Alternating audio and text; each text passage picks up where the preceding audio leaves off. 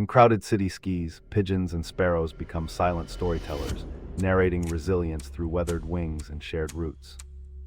A robin's bold chorus signals seasonal shifts, translating climate whispers into street-level hints about rain and drought.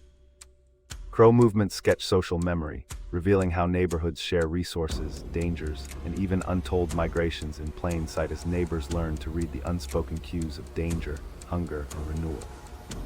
Crows decode human patterns too, turning urban chaos into clues about safety, cooperation, and clever problem solving.